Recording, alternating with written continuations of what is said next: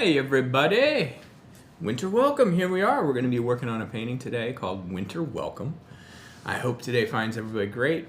I'm sitting in our studio on a lovely sunny but cold winter day. It's Christmas Eve. Merry Christmas everybody. Happy holidays to those of you who don't follow Christmas, and just have a great day for those of you who don't follow holidays. Anyway, so we're going to be doing this awesome little winter snowman. This is called Winter Welcome. This painting was developed by our teacher, Annalise. And I've got a fun little new thing we're going to do with our live stream today. I'm going to be starting from scratch with a blank canvas. And I'm going to give this painting away. Not this one, the one I do.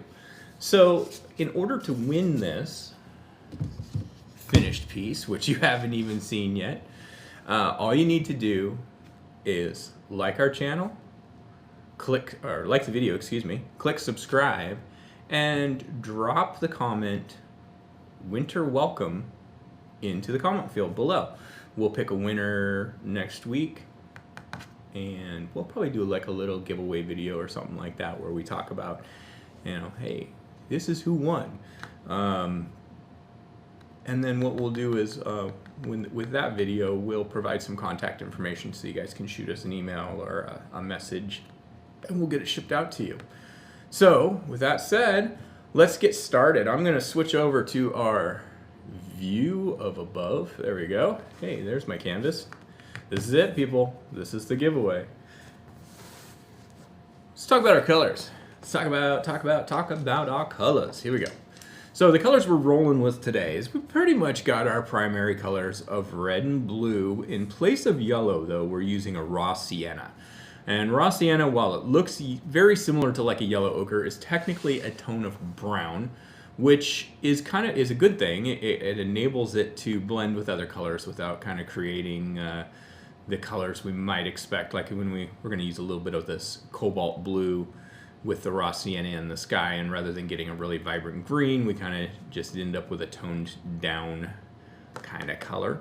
So let's start with that bright red, cobalt blue, raw sienna, white, and we're going to use a little tiny bit of black at some point in time. The brushes I'm using today, I've got a 1-inch wide wash brush. You can use 3/4 inch, 1/2 inch, whatever you've got works good. I've got a number 4 round. Now this number 4 round seems a bit big to me for the number 4. I would say most people a number 6 or a number 8 would be probably more likely probably a number 6. But any one of those, basically a brush with about a 1/4 inch in width is going to work for you. Flat, round, doesn't matter. I've got a little bit. Let's see what size this is, a number 1 round. Again, this feels, our supplier for this brush kind of changed their sizing, and so this feels like a little bit bigger than a number 1 to me, but something that's a little bit smaller. And then I did grab myself a little detail brush. We may use that, we probably will use that on some of the little branches on the snowman's arms or something like that. But with that said, grab your big brush first. We're going to go ahead and get started. First thing I always like to do is give my brush a nice little rinse. Make sure it's nice and fresh. The bristles always like to be a little bit damp. So just give that a little rinse, give it a little dry off. The first thing we're going to do is anytime we're painting a landscape type of painting, we like to paint the background first, the thing that's furthest away from us, and in this case, that's the sky. So I'm going to start out with a little bit of my raw sienna, and I'm not going to mix on the palette for this part. Sometimes it's good, but I like to just do this on the canvas itself, and I'm just going to throw some little smudges of this color around. And while that's still wet, I'm not going to rinse my brush. I'm just going to get a little bit of white and just start using white to push that color around.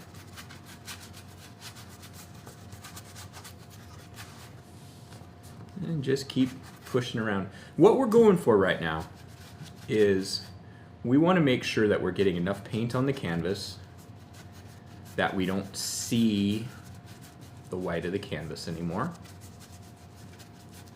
You don't see any of that little checker print coming through. You can see the texture of the canvas, that's fine, but what we don't want to see is white of the canvas. And I'm just continuing to add a little bit of the gold color as needed. Excuse me, the raw sienna, but we're going to call it gold so it's easier. A little bit more white. I like to do a little bit more of this color up in the upper corners. It's a little bit heavier here. To me, it helps draw the eye towards the middle of the canvas. And I'm kind of just moving my brush in all kinds of different directions.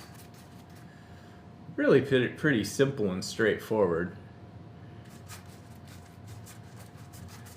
I'm going to come down a little farther than I think I probably need to. So just a little bit past halfway on my canvas. And looking at the original, which I've got propped up so I can check it out, I want to make sure I don't miss any steps. I see we've got a little bit of our cobalt in the sky. So I'm going to rinse my brush pretty thoroughly.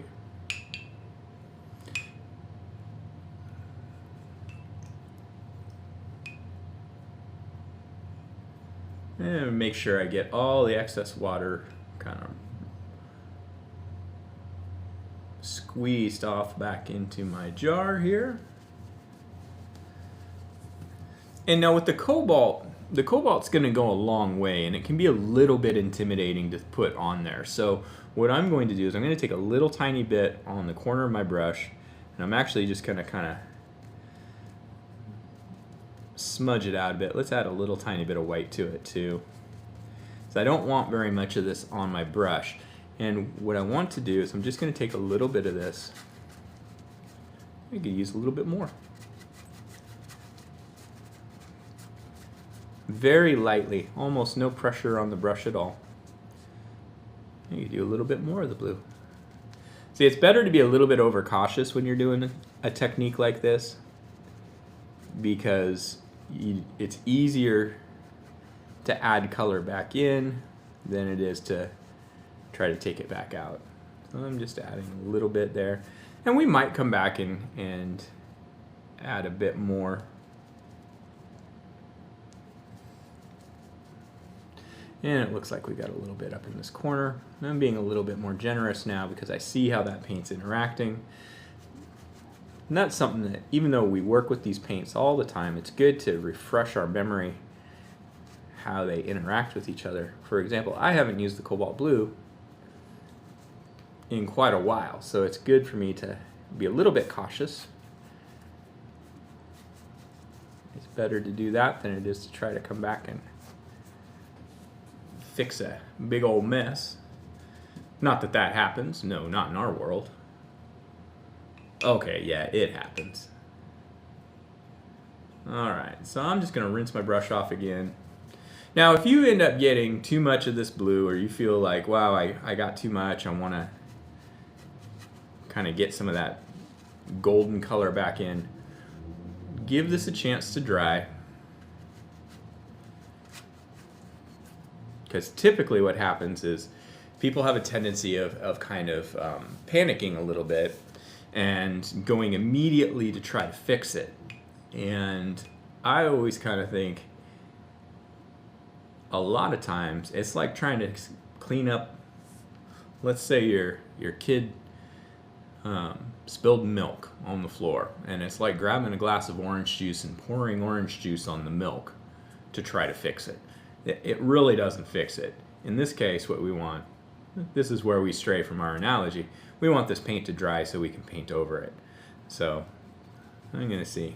Let's see what happens. You can do it very carefully, but it's more, you got to think more of it just setting the paint on top. But really, it's just a matter of letting it dry, giving it a chance. So we always paint over dry paint. If we're going over wet paint, what we're going to start doing is mixing. Oh, this is going to be cool. I like this. So right now I'm just kind of laying this color. See, it's not really fixing it yet. Not trying to fix it really, but I'm just kind of trying to show you. All right, I'm gonna leave that. I like that a little bit choppier, get a little bit more of that blue in the sky. You can also add some little bits of white to seem like maybe there's some wispy clouds. That works too.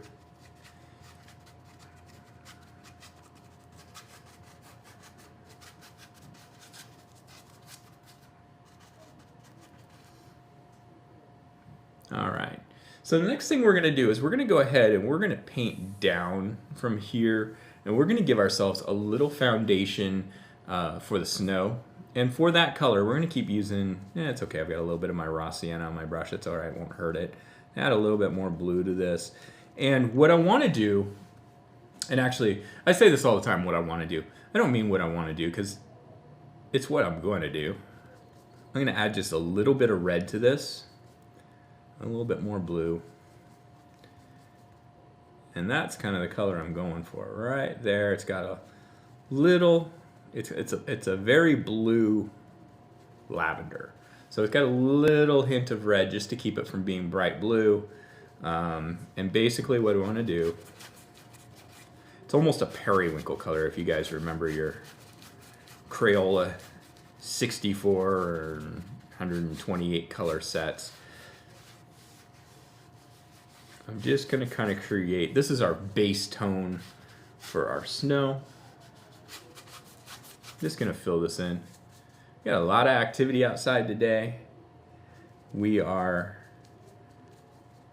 an upstairs space, but we are just a couple doors down from a bakery who actually won one of the episodes of Sugar Rush Christmas this year, and they have been extraordinarily busy selling sweets and cakes and all kinds of fun things for Christmas.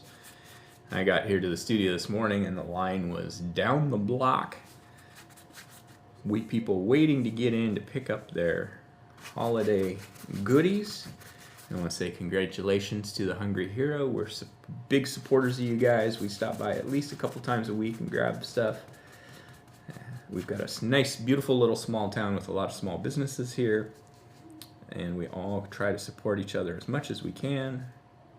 So congratulations, Alex and the Hungry Hero, to winning Sugar Rush. And if you're ever out our way, guys, in Sherwood, Oregon here, make sure you stop by and pick up one of their treats. They're really tasty. All right, but I can hear all the people outside laughing and having a good time waiting.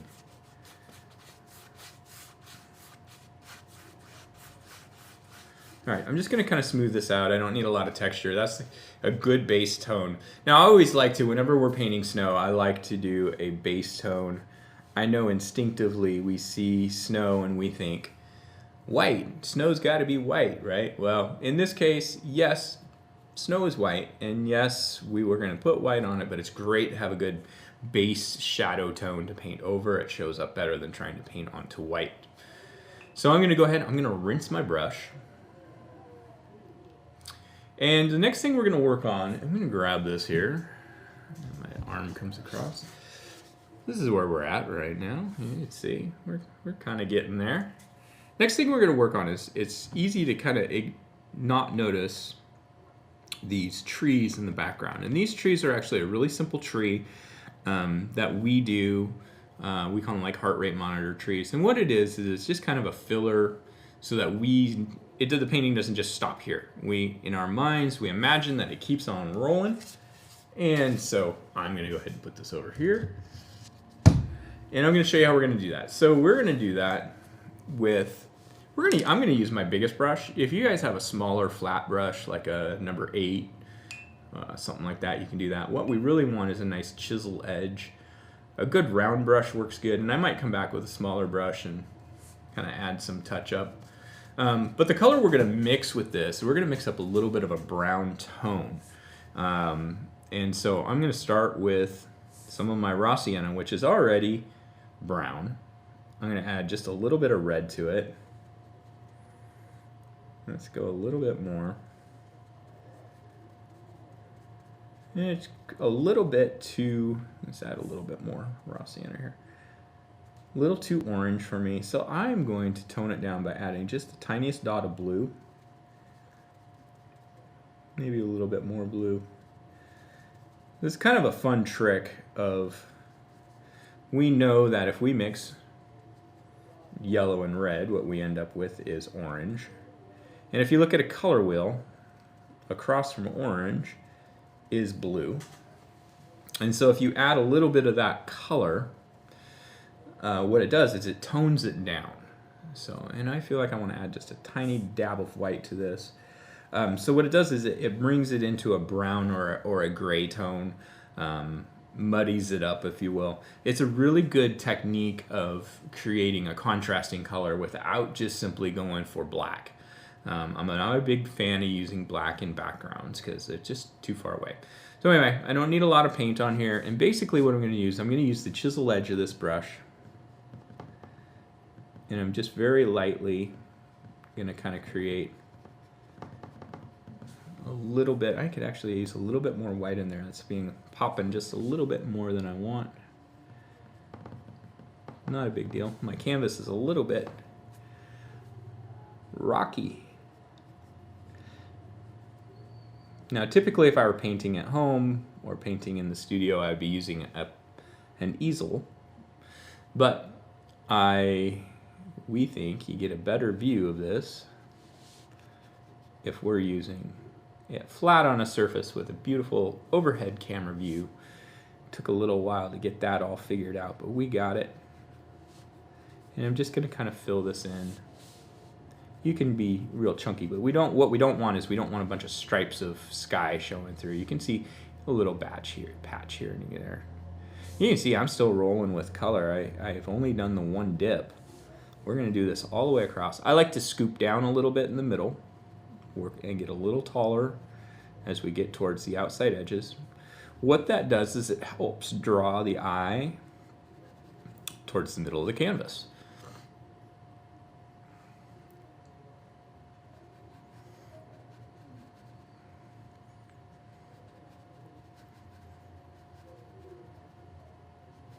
I know we sold a lot of these kits for people looking for activities to do on Christmas Eve and Christmas Day and over the weekend with their families, since we're all, especially here in Oregon, I don't know how other states are, but we're very limited in what we're supposed to be doing. So I know, like, Jenny's going to take the kids today and go have a parking lot gift exchange with her parents while I'm working on this, and then doing kind of the similar thing tomorrow with my parents. It's tough for grandparents, I think, because they love to see their grandkids and they're not able to. So I think it's great that people have found this type of activity to do.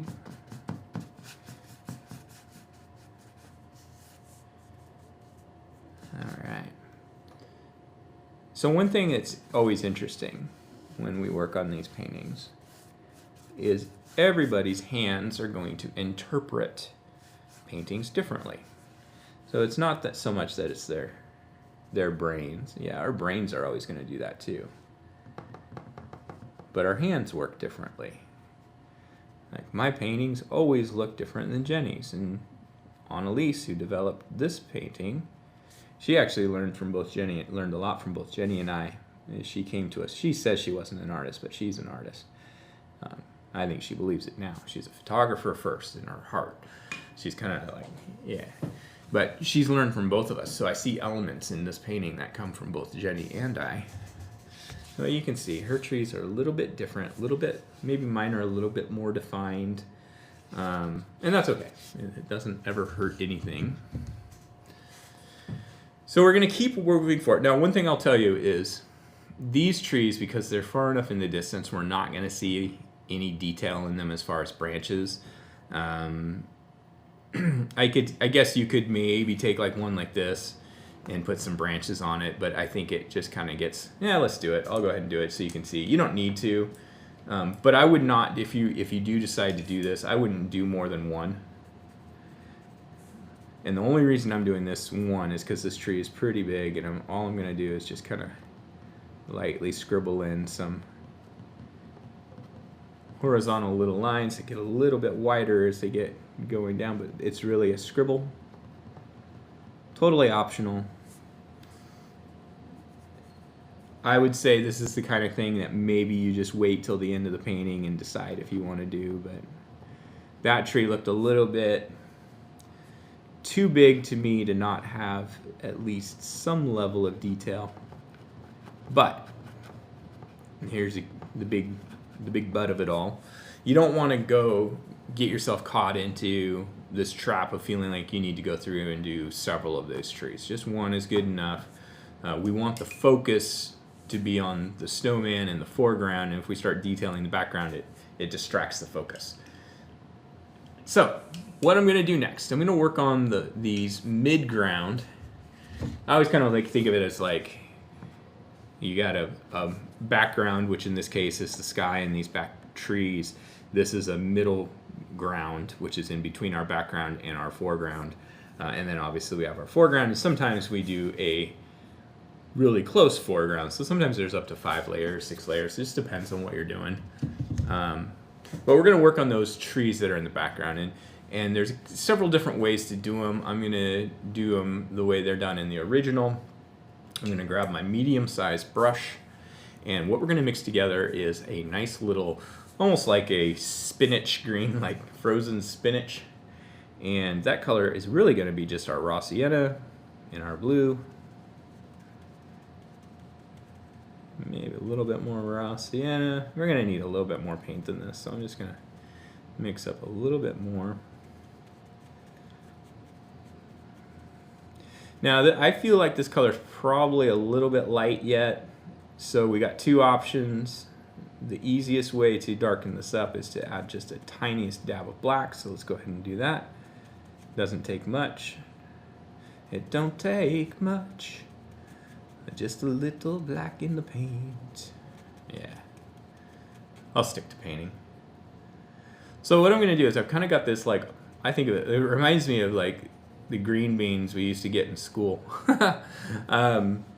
But what we're going to do with this is we're going to paint our trees in the background. And there's a couple different schools of thought in painting the trees. These ones are really bushy, so I'm not really concerned about doing a trunk. I personally prefer teaching trees without trunks on them. The reason is a lot of times, I'm going to grab a little scrap piece of paper here and show you what happens. A lot of times people paint the trunk. Let's use blue, so I don't want to waste that color. I just blue. Sorry. Paint our trunk, and then we have a tendency of just painting branches off the side, and you can see that doesn't look real good. So what I like to do is avoid the trunk altogether, and I'm going to start at the top. And since these are really pretty bushy trees, I'm not too worried about a lot of detail, so I'm not going to switch to a small brush. But right about, let's go about 2.5 inches or so in from the side and up above my trees a bit. I'm just going to start with a little dab for the top of my tree. And I'm just going to take the brush and just kind of work my zigzaggy way down. Now we're going to be putting snow on these trees, which snow is a wonderful tool for those of us who are new to painting trees, because it kind of takes, what you really want is you want this to be more blobby than defined. And then when we put the snow on it, it just kind of defines it up a bit. We're going to bring this all the way down. Now you can switch to a bigger brush as you get further down if you want. It's up to you. It makes it a little easier. What I would also recommend is just, do one tree at a time. If you decide to do trunks, don't paint a bunch of trunks in first. Do one tree, then the next tree. And the reason I feel pretty strongly about this actually is it's really easy to get carried away and paint in a bunch of trunks and then realize, especially if it's the first time you've painted trees, realize that, wow, this is something I really need to work on, and I did not enjoy that process. And it's also easy to get overwhelmed by it if you're new to it. So I'm gonna mix up a little bit more of my color, a little bit of raw sienna, a little bit of cobalt blue. Again, I'm gonna add just the tiniest touch of black. And what happens is we overwhelm ourselves with trees. And so like in this case, this painting's really only got these 3 small trees, and it looks like a holly bush on the right. And that's okay. But just having one tree is enough. So I'm going to move off to the side over here. Again, you can start with a smaller brush to start. But if you're very careful, you can do it with a medium-sized brush. And a lot of times, like I said, I'll get down into kind of this kind of territory where I'm down an inch or 2 from my start. And a lot of times I want to switch to a bigger brush. You can do that if you want. I think one of the things that comes up, and Jenny and I have talked about this on the live stream before, is when we teach in the studios, probably the #1 question that comes up is, which brush? You know, and obviously in the studio it's a little different. There's lots of people, and people aren't able to listen quite as clearly.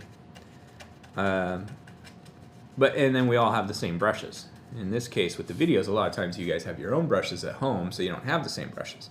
But the simple answer to which brush is really almost feels like a cop-out in my opinion. But the real answer is whichever one feels good in your hand and you feel confident in that you can get the result you need.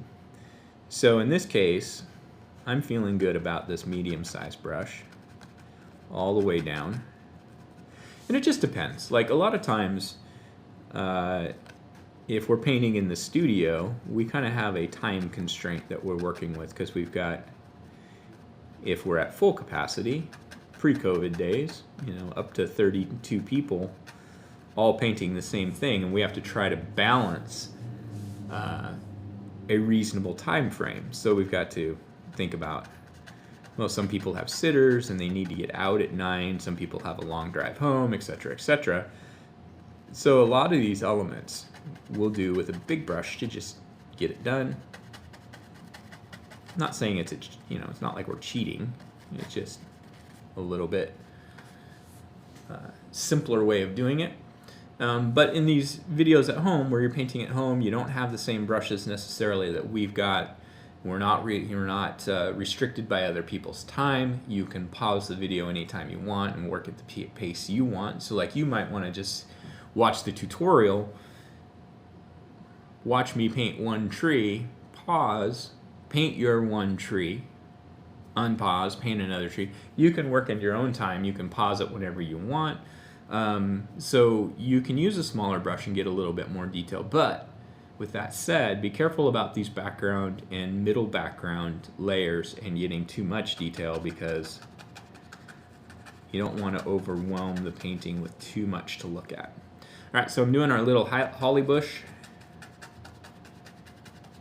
All right, here, same color.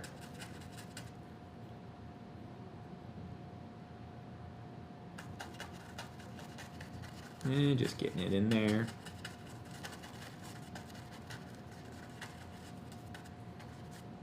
There we go. That looks pretty good to me. All right. So what I'm going to do real quick is I want to get some snow going down in this bottom part. We need to let those trees dry a bit before we do the snow on them. And then we're going to want to paint our snowman over both. So we're going to go ahead and paint our snow in. And there's several different ways to paint snow. My favorite way, and I'm going to be honest here, guys, snow is not my not something I feel very confident in myself when I develop paintings, but I can do it. But it's just one of those things. I feel like I paint pretty well most of the time, but snow is kind of a challenge for me. So what I should be doing is practicing more snow and make it a strength, but we'll do that as winter goes through. So I'm just going to take my biggest brush and some white, and I'm just going to be careful. I don't want to drag too much of that in.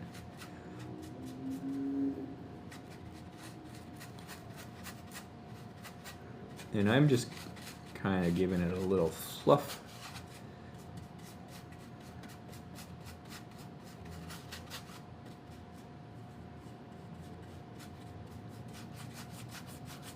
If Jenny was here, she would tell her story of her dad always telling her not to eat the yellow snow. So I'll tell that. Jenny's dad always used to tell her not to eat the yellow snow. So there you go. I had the benefit of growing up. Our neighbors were right on the golf course where I lived, and so yes, we'd occasionally get this stray golf ball in our backyard, but it was a fairly hilly golf course, and we had the benefit of having the best sledding grounds you could imagine, really.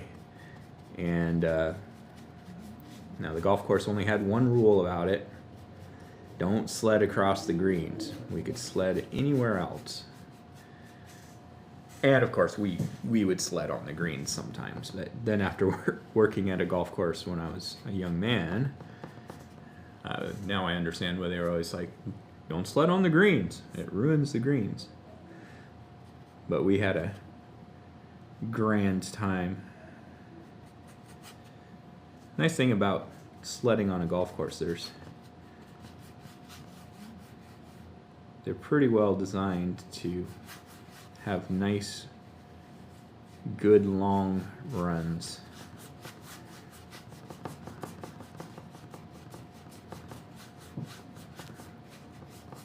Good open spaces for snowball fights and all that fun stuff.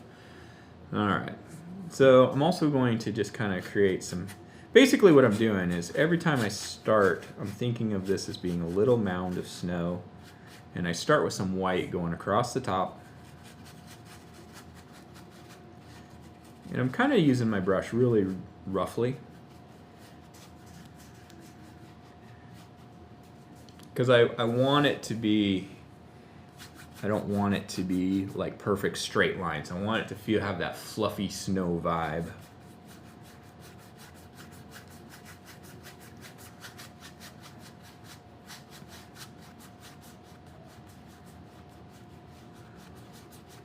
So again, I'm going to be giving this painting away. I think we'll probably give it away. We'll do the random selection. Let's go for next Wednesday. And so all you got to do is you got to be a subscriber to the channel, like the video, and drop a comment, winter welcome, in the comment field, comment section. And then we will get your information somehow, and we will ship this over to you.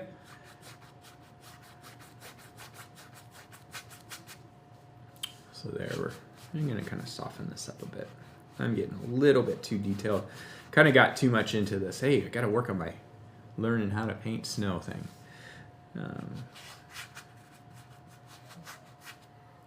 I think it's turning out all right. It's that base tone that works. I might come back in a little bit, and I will when I get towards the end, and I'll use a smaller brush and add some extra little detail-y snow.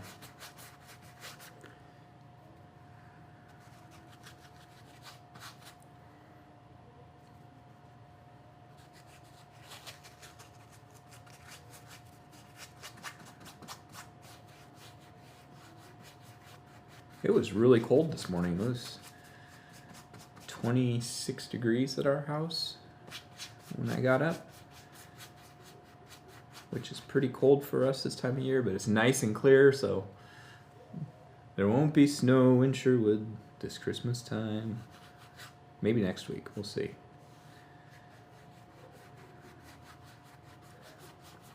All right. Okay, I'm pretty happy with that for my snow field. We got my big snowman's going to be going right here, so I'm not too worried about that. I am going to switch back now to my medium-sized brush. We are going to put some snow on our fir trees in the background. Let me make sure that's nice and clean. And I'm just going to get a little bit of snow, and I kind of like to think of this as the way it sets on in layers.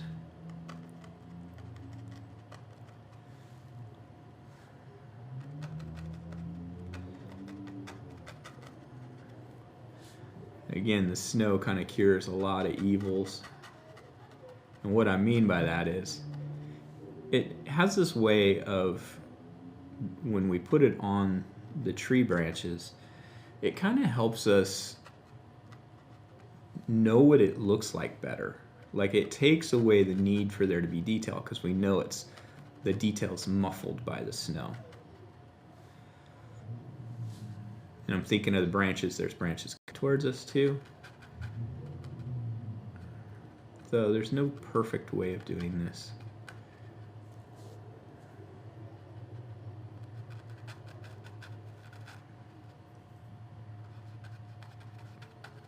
And the original, I'm looking at the original, was really just kind of dots, just blotches of snow all over. And you can do it that way too. I'll do the holly bush that way so you can see what I mean. It's just really just kind of like that. Whichever way feels more accessible to you works.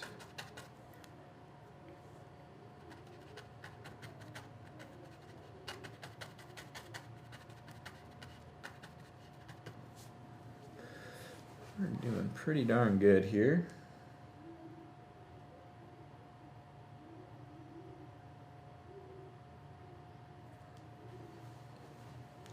I'm just going to do all three of these trees.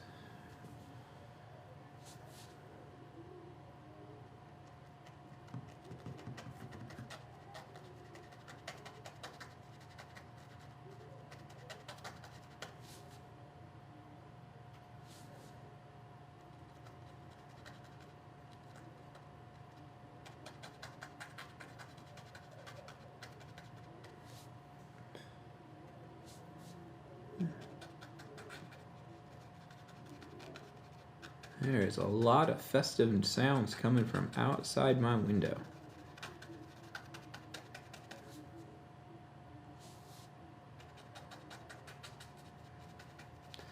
So one thing we might want to do... I was going to say we could put some shadows under these trees, but this feels like one of those days that there's really not a distinct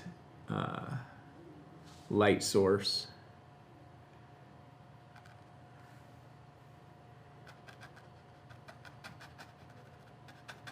Here in the studio, I feel like I'm getting ready to get sun directly in my face. I don't think it's going to affect the painting, but if it does, I'll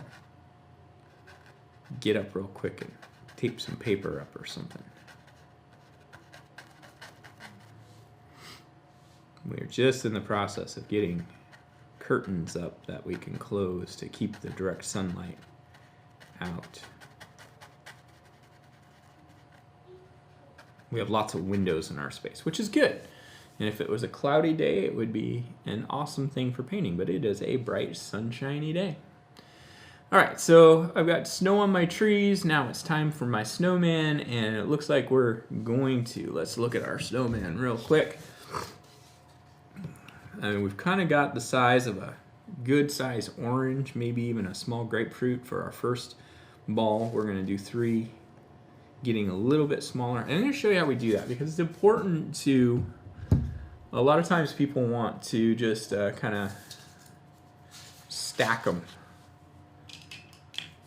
And they have to look like they overlap. So when I say they want to stack, is they draw their first one, and then they draw their second one, and then they draw their third one.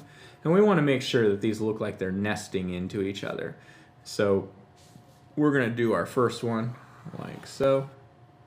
Then our next one is going to nest down like so, and then the head. So they overlap. They look a little. I mean, this one's a little bit too low, but that's okay. You'll see you'll figure it out. All right, so I'm going to start with my bottom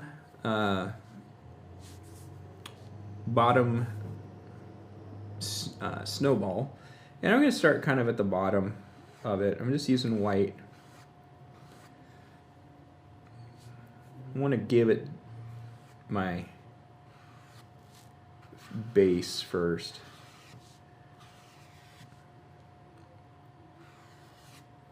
I mean, this is really, I'm up about 1.5 inches from the bottom of my canvas, and this bottom snowball is almost going all the way to my horizon line. In the original it does go all the way up, but mine is just not lining up that way exactly, and that's okay. I'm not going to worry about filling this in. I'm not going to worry about this being perfectly circle.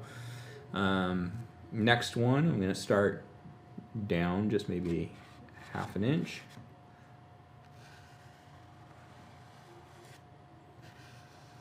A little bit smaller.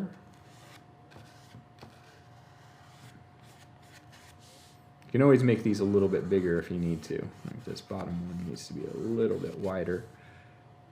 And I'm just using my medium brush. I'm not looking for precise detail right now.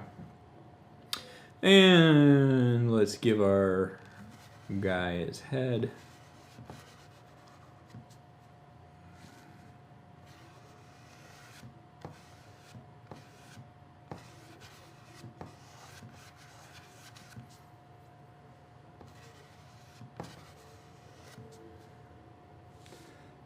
It's good to go. It's good to start a little smaller than you think you need it to be, and then just make it a little bigger. I feel like that's pretty good. This bottom one still needs to be. There we go.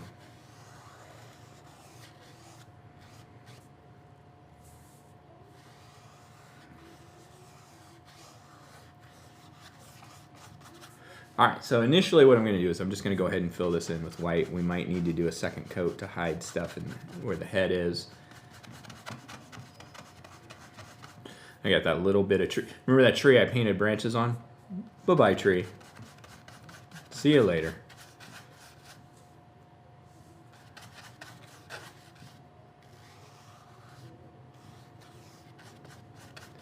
So we'll probably do a second coat on this, but for right now, just get some white on there. You can use your bigger brush. In fact, I'm going to do that.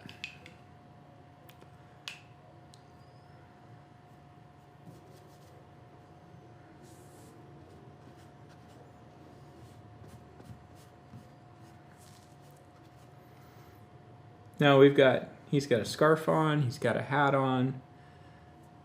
So we've got little ways that we can make adjustments.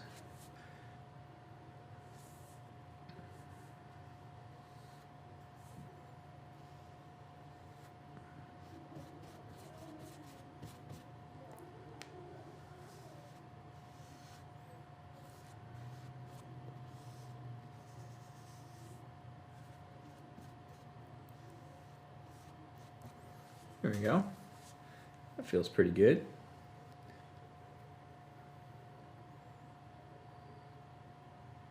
Looks like I got a little bit of sunlight cutting in there.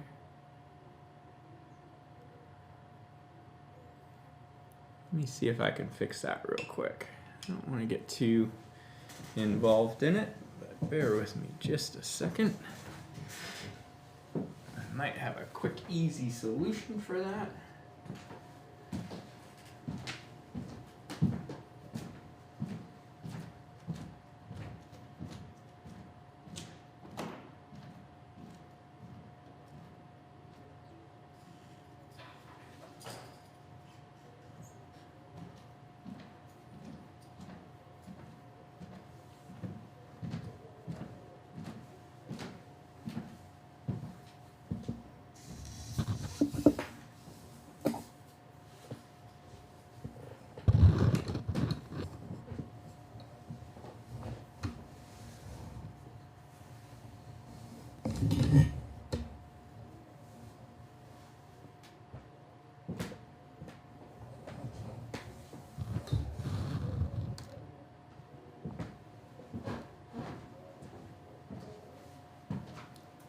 think that fixed it.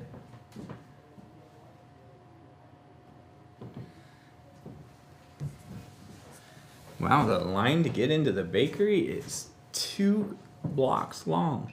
Now, granted, we've got issues with how many people can be in the bakery at one time right now, so that's part of it. But it's so cool to see them doing well.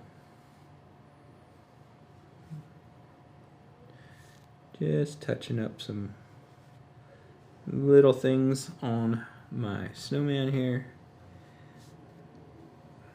Next thing we're going to work on is there are some bits of grass kind of poking through in places. Let me see here. Again, we're going to need to do a second coat on this snowman. So one of the things that's really important is if we know we got to do a second coat, the more I fiddle around with this right now, the longer I have to wait before I can do that second coat. So I just need to let that sit. Now I'm going to switch to my smallest brush, but I'm going to use my medium-sized brush to mix up some color. And I'm going to mix up that same color we used for those trees in the background. So a little bit of raw sienna, a little bit of blue, tiny touch of black.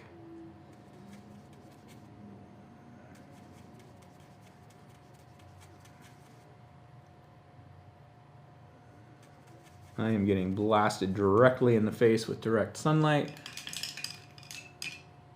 but I've got it covered so that we're not, it's not on the canvas, so that's the important thing. Okay, so I'm going to use my smallest little brush that I grabbed here, and if you have a small, if you've got a real tiny brush, that's great. You can use, if you've got our set of 3 and we've got this size brush, you can do this as well. Just kind of, you can even do this with a toothpick if you wanted. But I'm just going to start creating some grass. I'm going to thin this paint down with a little touch of water. Just a little bit. Make it like the consistency of ink.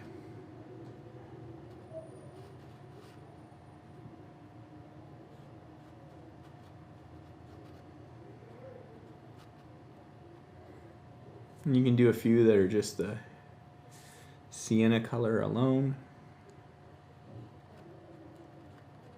But I'm always thinking of these as being like a little clump here, a little clump there. That looks good.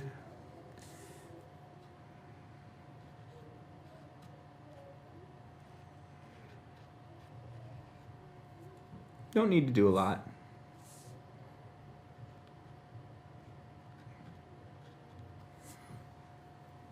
Now we'll ground these, and what I mean by that is we will add some shadow at the base of them so it looks like they belong there. So it doesn't look like they're just kind of sticking out of the ground, or stuck on the ground, I should say.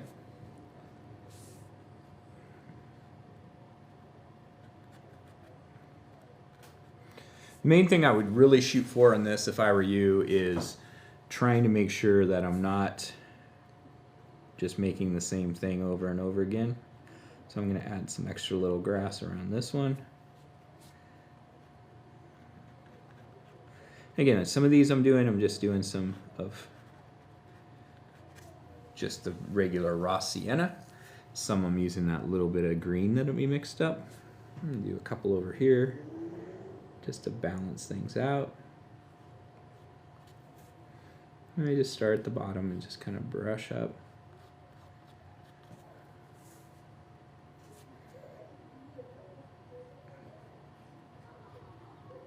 I'm just going to keep talking about that bakery. I'm so proud of them for succeeding and winning that, because they've been such a very active part of our community. And I've got light shining right on my canvas. I'm going to fix that. But they do so much charity work, which is wonderful.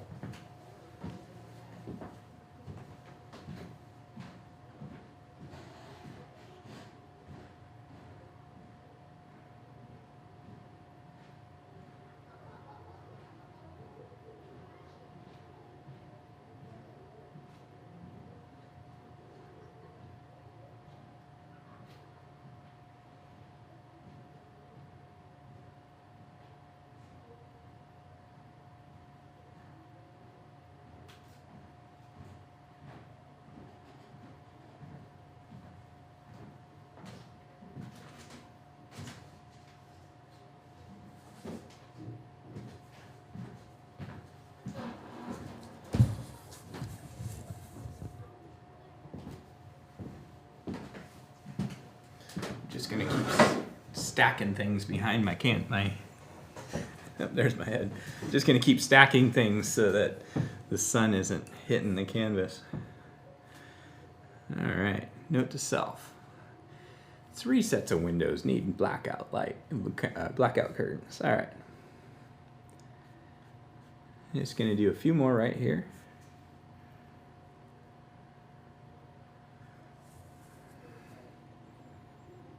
Growing up in Oregon, there's parts of Oregon that gets lots of snow, but where we live, just outside of Portland, it's very rare for us to get enough snow to make a snowman. Now, yeah, sneeze. Nope, maybe. So a lot of the snowmen we made growing up had grass and dirt. When we'd roll the snowballs, we'd get down to the grass and the dirt really easy, but that's just the way it is. Of course, like I said, there are areas where we could go, where we could get some great snow fun. I mean, we have the mountain. Mount Hood is less than an hour from, or about an hour and a half from us, and you could always go up there and play in the snow all the time, all year long, just about. All right, I'm just going to add a little bit of white around the bases of these.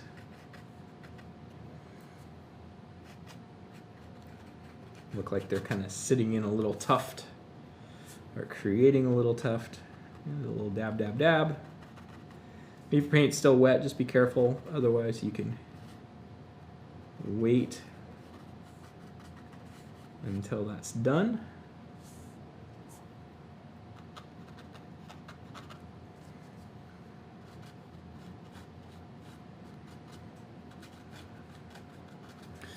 So Mount Hood, which is, again, just about a little over an hour from Portland, is, I don't know if they still do, but the U.S. ski team used to practice up there all year, because there's a couple glaciers that they would keep groomed for skiing all year. I'm not a skier. I've done some snowboarding over the years, but as I understand it, it's pretty icy and hard to ski on those groomed glaciers. But you could definitely ski all year up on Mount Hood. All right, cool. So just kind of got some little bits of some snow at each of those. Let's go ahead really quickly here and do our second coat on our snowman. Since most of the snowman, the detail is in the head, I'm going to go ahead and start with my second coat there.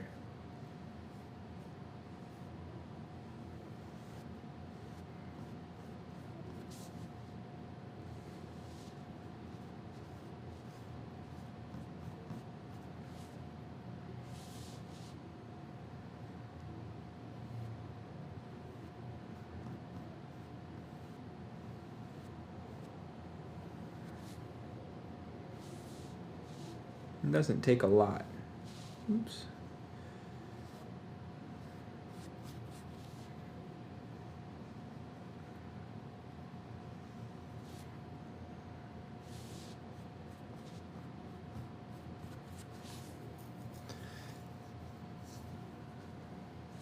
And we'll probably keep kind of fiddling with this a bit.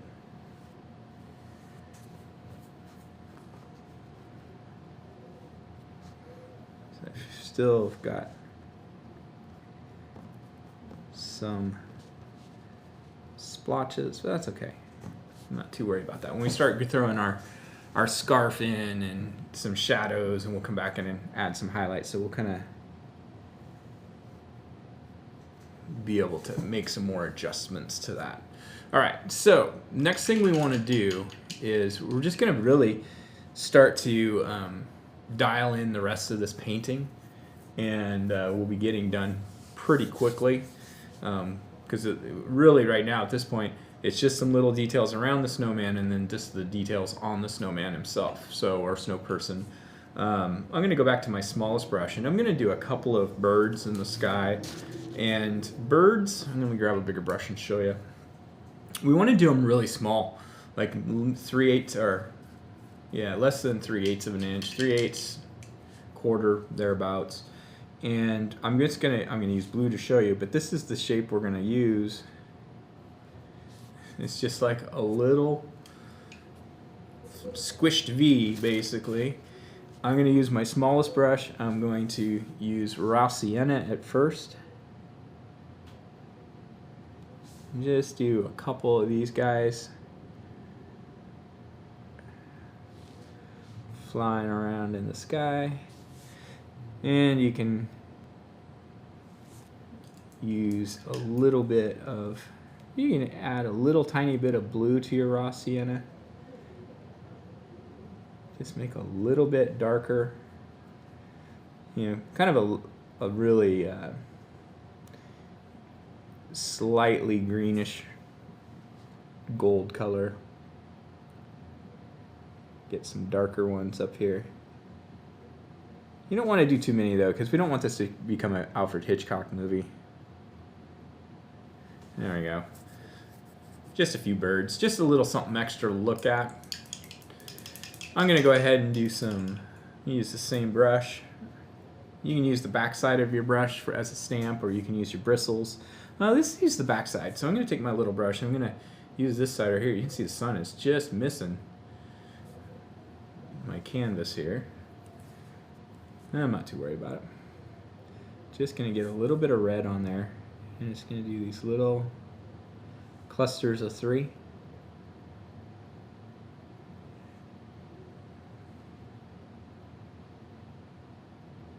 They don't have to be perfect.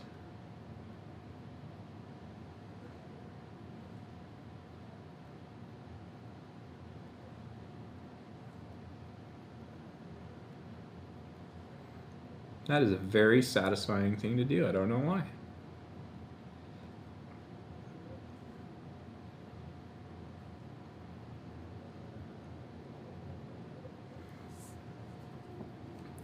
If we were feeling really ambitious and we decided that when we got all done, we wanted to come back and add a little tuft of white on each of those berries, we could. We'll let it dry first. But let's go ahead and let's keep working on our snowman area.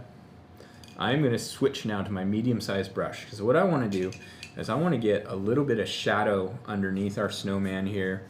And the color I'm going to do that with is I'm going to mix up a little lavender using my blue and red. And I probably want this to lean a little bit towards the red side, towards the blue side of lavender. Add a little bit of white. There we go. Now, anytime we do this, anytime we're going to bring a new color to the party, we're going to wipe off as much as we can and just have a little bit. And I'm just going to start right underneath him here. And it looks like he's going to cast a shadow that's kind of goes like so. Kind of going at a little bit of an angle. I'm not going to worry about that little bit of tree. I'll just kind of work around it. Or tree, grass. You can always repaint the grass.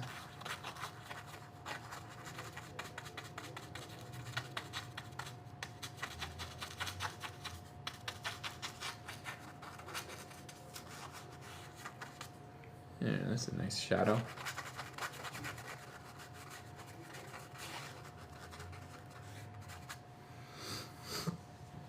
Use a little bit of the same color, and we're just gonna start coming in and kind of shading in around the left side of my snowman here, creating a little bit of a shadow cast from one ball to the next.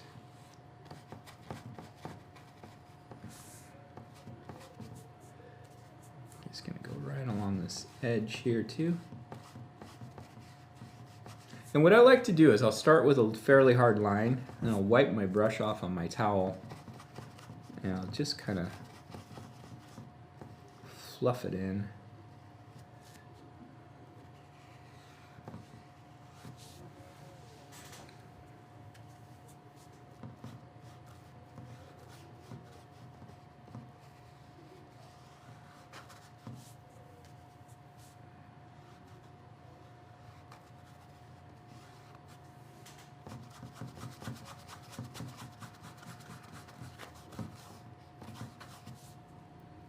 always add a little bit of white to help soften it up.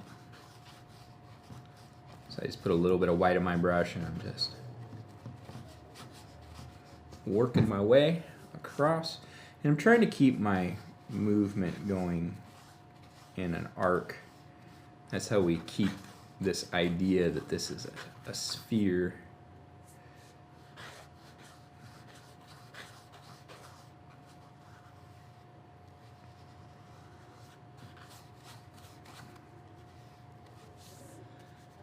Same thing.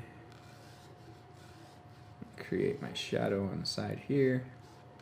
Now we're going to be putting a scarf on this guy, so we don't have to worry too much about the separation between the top one. And we're going to be putting a hat on too, but I want to make sure that I don't have to try to come back and make these adjustments later. So let's just go ahead and paint these now. And even if we paint over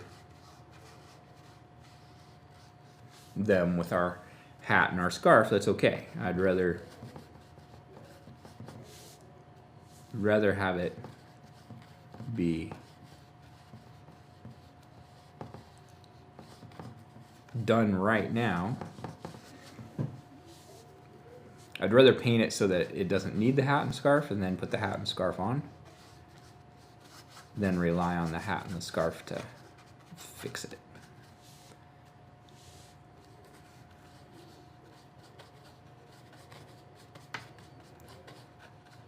So one thing you have to be a little bit careful of is if you're painting onto, if the paint's kind of a little bit tacky, I'm running this into this a little bit right now from putting our second coat on. If you overpaint an area, you can start to lift the paint. So you have to be careful not to get into that.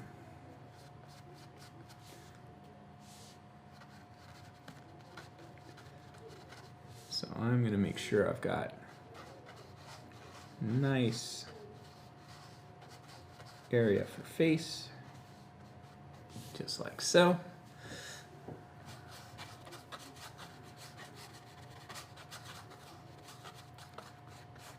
All right, this bottom part's pretty much done.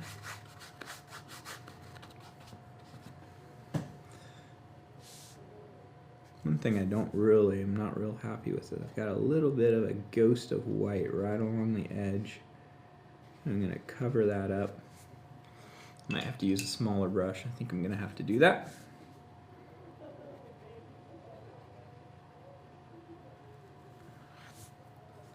People are happy to get their treats. I can hear them laughing. Come on, people, I'm trying to work here. How dare you enjoy Christmas Eve? Nah, it's in the morning. It's not really Christmas Eve. All right. I'm going to do the same thing a little bit on this upper one too. Is it a big deal if you've got that little bit of white? No, it's not. All right, so let's go ahead and paint some tree arms. So I'm just going to use black. I'm going to use this, not my super small brush, but my smaller brush. You can use your super small one if you want. And I'm going to paint my back branch first. So now my front branch is going to come out right about here. And I got to think, okay, if I were to go around in a circle, it's going to come out right about here, but on the other side. So I'm going to pretend it starts there, comes out here. And it's going to start with one.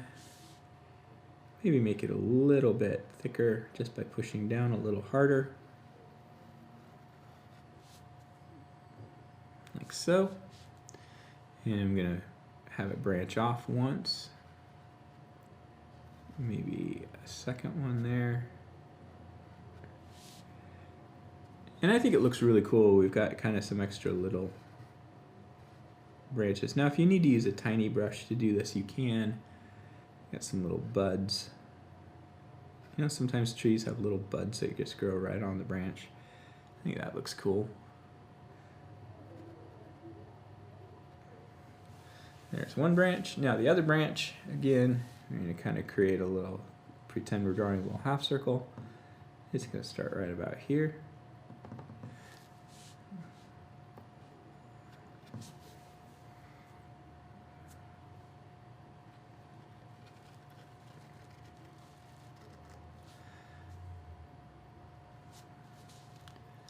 One little fork, one little fork.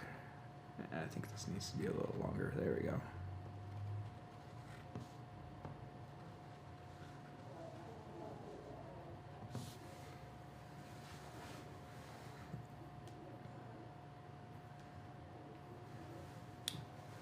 Just checking my time.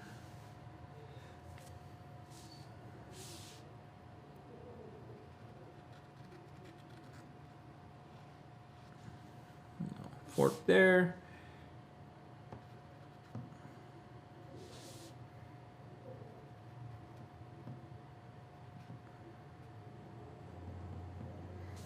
Yeah, I'm pretty happy with that. A couple little branches. So let's go ahead and get his scarf on. Now for the scarf, I can see we kind of did a burgundy color, so I'm going to go ahead and keep with that. I'm going to use my medium-sized brush. I'm going to do my burgundy. There's different ways to do it. Mostly red, a little tiny bit of blue, and a touch of black. Black goes a long way, so be careful. All right, there we go. Now, I'm leaning my head in, sorry. What I want to do is I want to make this look like it's starting to kind of mounds around, kind of comes just underneath.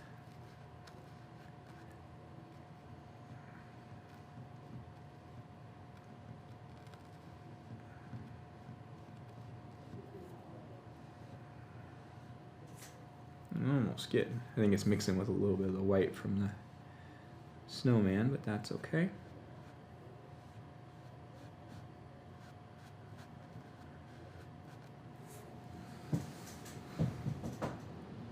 He's got a nice, thick, warm scarf on.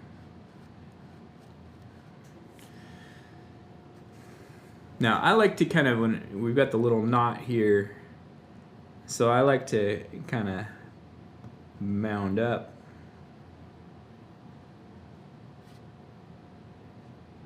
And the other one's going to kind of come underneath.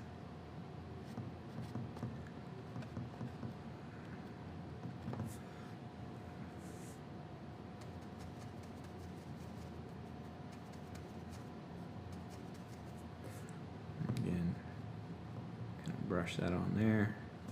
Might end up doing a second coat. It's up to you. And then I like to kind of, you can use a smaller brush for this. Just give it a little fraying at the end.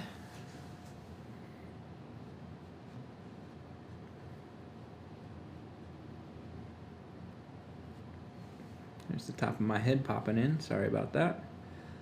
All right.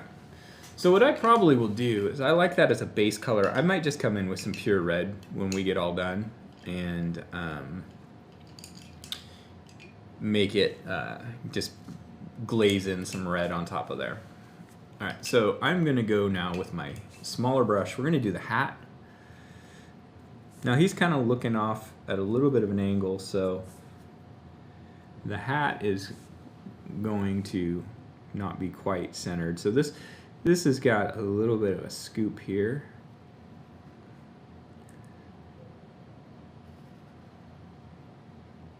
It's almost like a little bit of a cowboy hat here, I guess. It's gonna extend down behind his head just a little bit.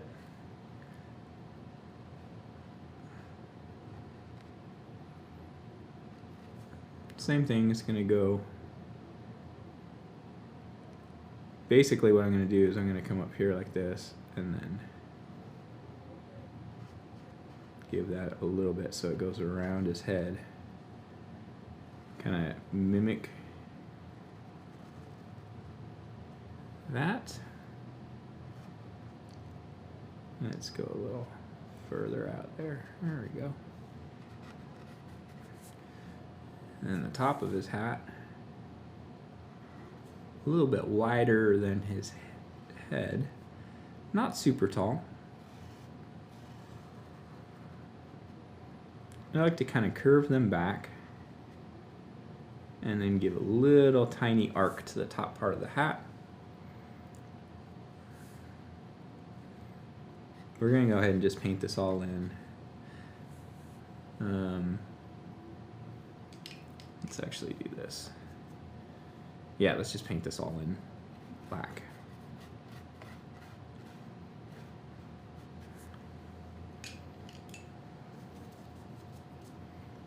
So again, if you're just stumbling across this video and you've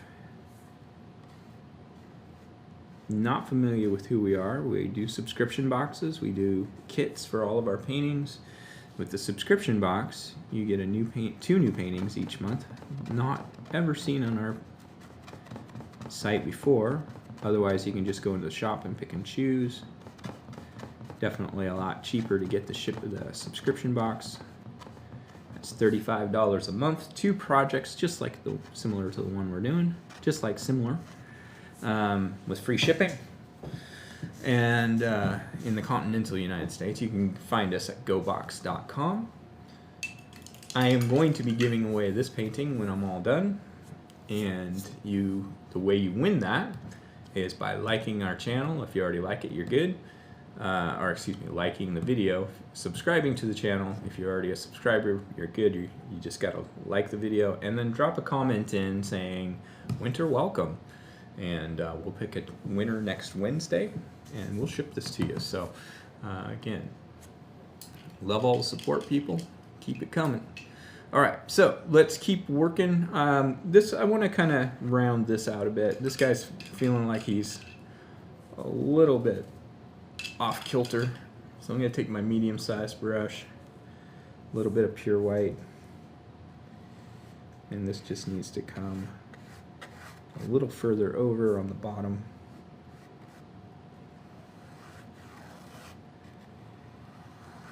There we go.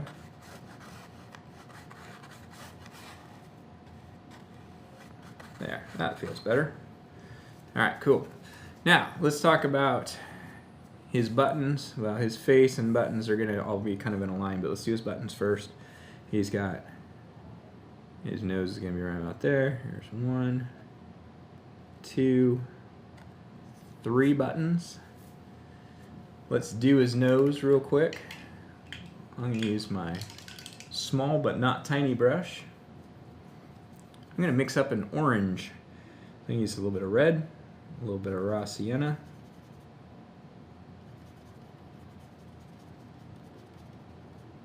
More raw sienna.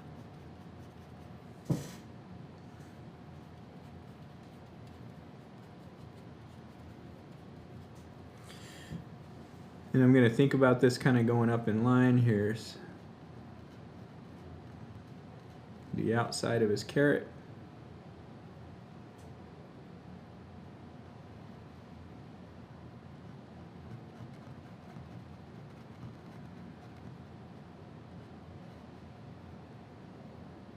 We'll put a little highlight on there in a bit. Oh, mine's going right off of his face altogether. That's good. Same brush. A little bit of black. We're gonna put, ooh, I got a little drip of water. Watch out for those drips of water on your ferrules, guys. Those can kind of sneak up and ruin your day. I'm gonna go, there's one eye right there. We'll come back and put a highlight. Now his other eye is going to be right about there. Maybe a little bigger. There's the top of my head again. Boy, it just is so big it gets in the way. All right. And we're going to do a little smile made out of coal. So 1, 2, 3, 4, 5, 6, 7. There. He's a happy little snowman.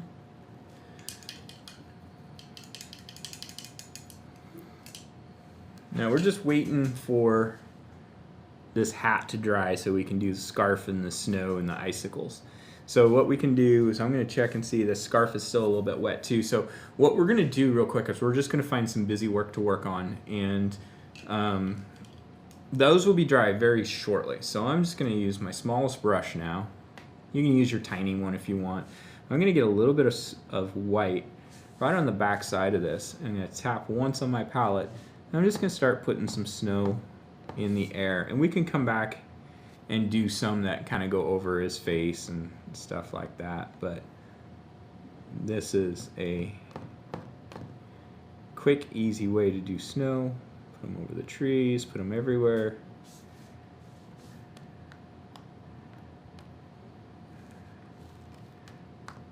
I did that first little tap. I didn't really need to do that. These are snow, not stars.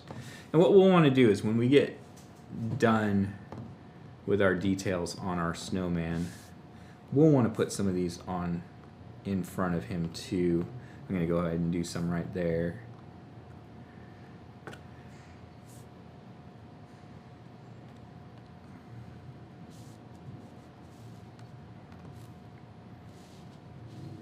And we're getting really close here, guys.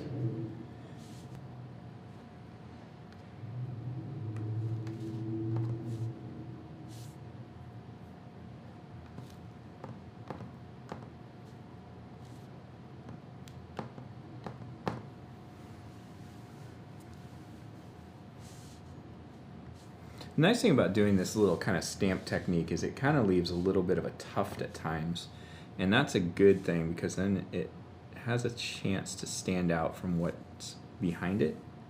So even if you do it on the white of the snowman,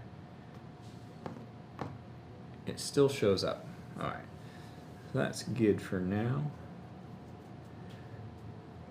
Let's go ahead. I'm going to go ahead and let's do some extra little detail stuff.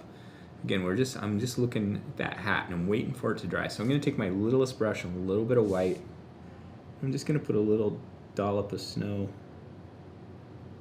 on each of these berries, just to give it a little extra next level detail. I'm not a big fan of detail, but hey, there's a time and a place.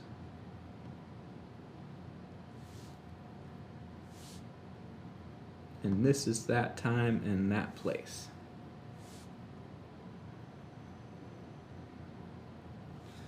That looks good. Happy with that. Now while we're using this little brush, let's go ahead and put a little bit of snow on his branches. And just I'm just kind of dotting it. Mostly on the horizontal.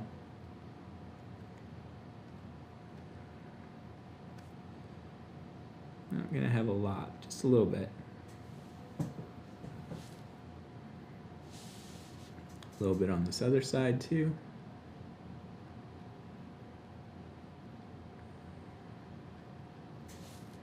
Looks like he's actually been hanging out here in the snow.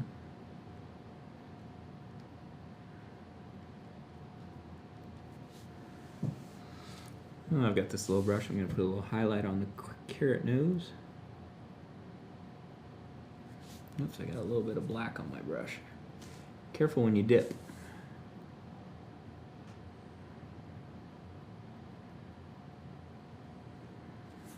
There's that. I think I got a little bit of black from one of the branches. All right, I'm gonna go ahead and get a little bit of white. Let's put a little sparkle in his eye right there and right there. If you mess this up, you can always paint it black again. Redo it. That looks good. A little bit of spot on his buttons. Be careful, that's some of it's still wet. That top one's still kind of wet, so I'll wait for that. All right, so my hat I can see is actually my scarf. Let's look at my scarf. Scarf is dry enough that I can do some, I'm just going to do some regular plain red on top of this base color. You can go back to your burgundy if you want, but I'm just going to go back to the red.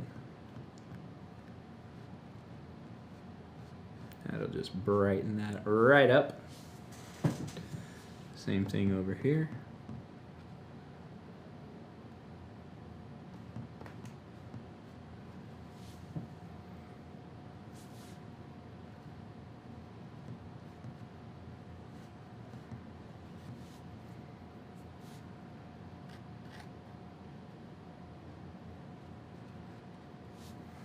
That looks good. Now, what you can do too is you can take a little bit of that burgundy color if you've still got some on your palette. You can kind of create a little bit of a break line between those. Kind of give it a little bit of, like I said, a little bit of detail. There we go.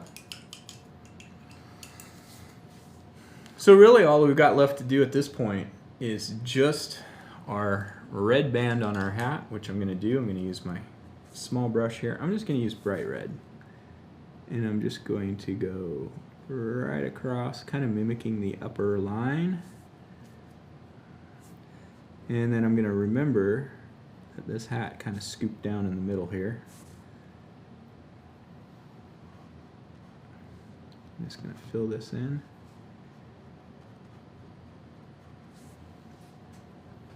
I'm going to add a little tiny bit of white to my red, just a little bit. So it shows up. See, my black's still a little bit wet.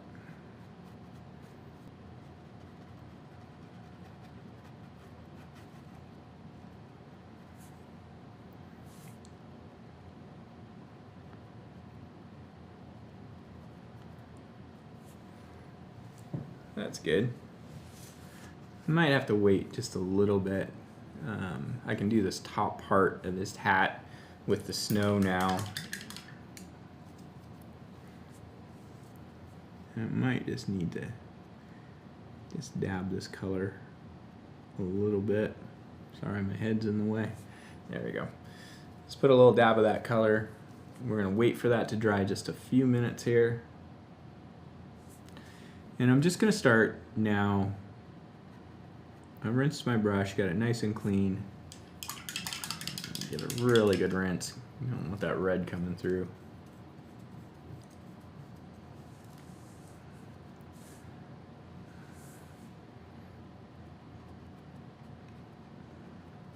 Just gonna tuft some snow up on top of his hat.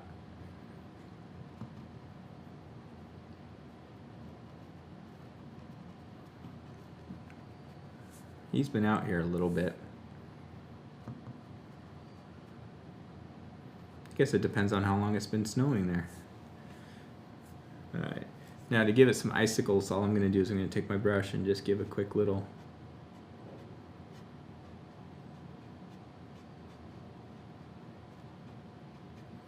drag straight down. Now sometimes when we've got an angled line like this, where the line goes like that, people have a tendency of wanting to go perpendicular. And just remember, these icicles are going to hang straight down, not at a perpendicular.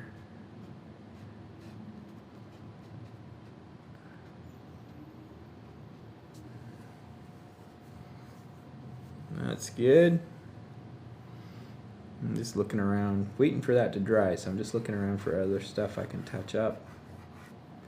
Kind of got a little smudgy line there. Let's clean that up.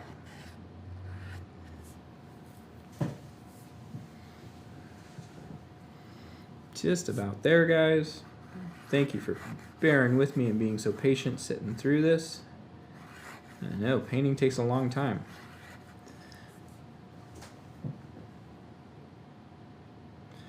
Getting really close to done.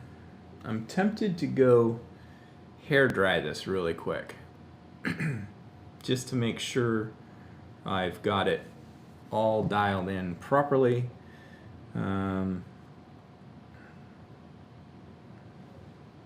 Maybe I'll do that.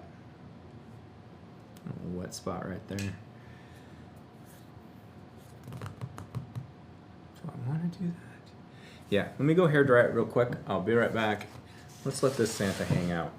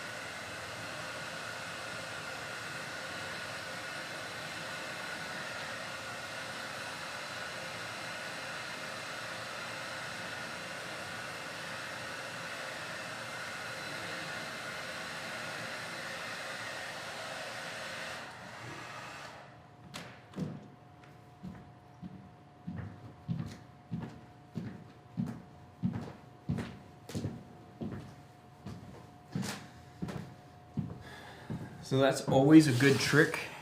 Keep a hairdryer handy.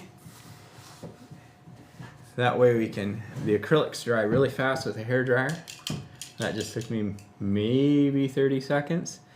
And I'm just gonna come back now and I'm gonna go back up and I'm gonna touch up this hair.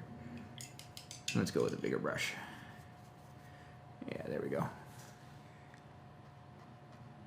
Oof, getting some water.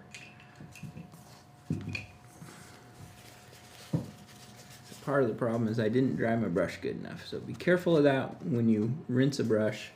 Make sure you get it nice and dry before you go to your canvas.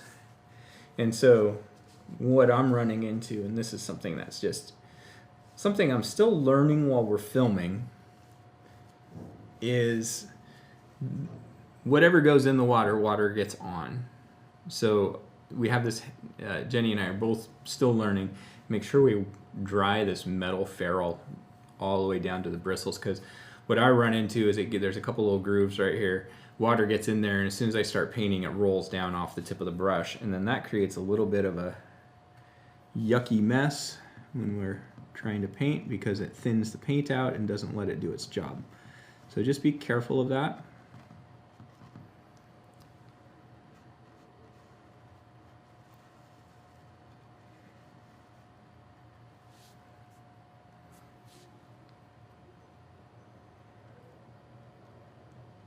There we go.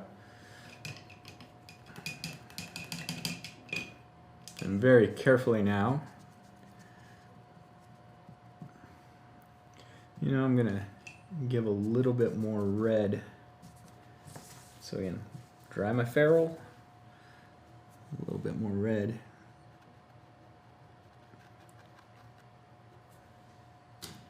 Leaning in. I was giving Jenny a bad time about leaning in too much because her head gets in the way. And here I'm doing it. Karma.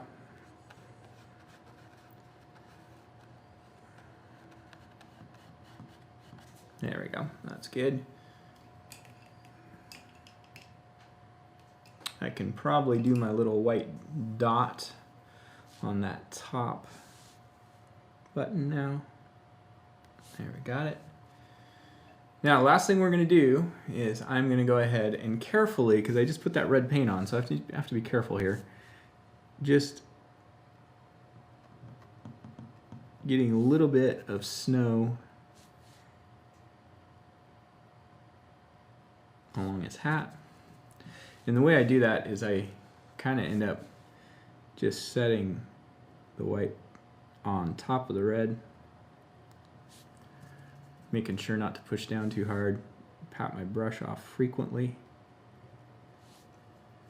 Probably should have done this and then touched up the red, but oh well.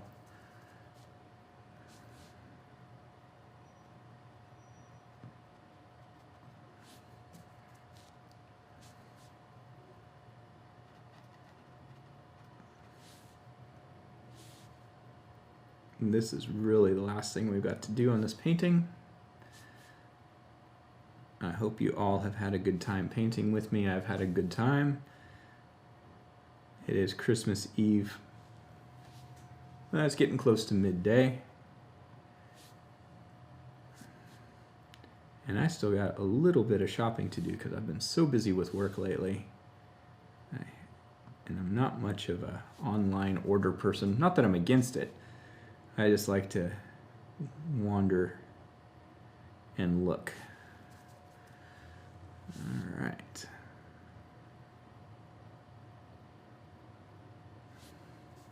And of course, I'm a last minute shopper too, so I work best under pressure. All right, so there's a little bit of snow on his hat. Now let's do some icicles real quick.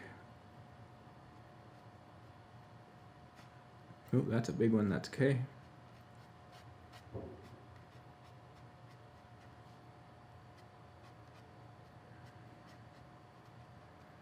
Now, if you get this like I've got going on because I guided you down this path and you end up with some pink, you can always use your hair dryer again and touch it up, which is what I'll do as soon as I'm done teaching, so that whoever receives this. Doesn't have pink snow on the snowman's hat.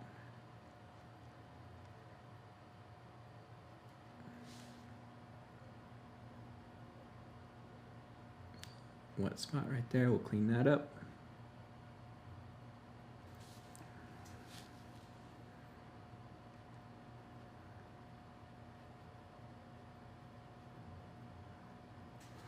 All right, there we have it, everybody.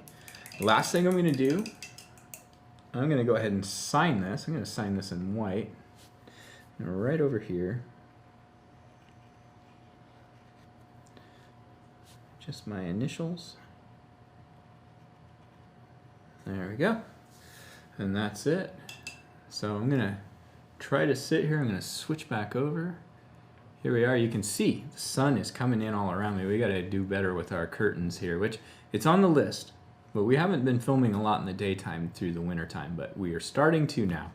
So anyway, you guys, thank you so much for joining me. This video is going to be on, forever now. So if you stumble across it, or if you started watching it, you can pause it, come back to it anytime it's convenient for you. Make sure you subscribe to the channel. Like the video if you would like to, really like what you're seeing and you're enjoying and you want to support us, but you're not really wanting to purchase the supplies. You can go to our Patreon, which is linked in the bottom, and support us there, or you can buy us a coffee at ko-fi.com. Also in the description is a link for that. Outside of that, have a happy holiday, everybody. Hopefully we'll get back to being able to all see each other, and we'll be able to open our studio again soon, and we'll be able to make eye contact and smile and have a great interactive time. So for the end of 2020, I'm Shilly with Find Go in the Go Box. We'll see you soon.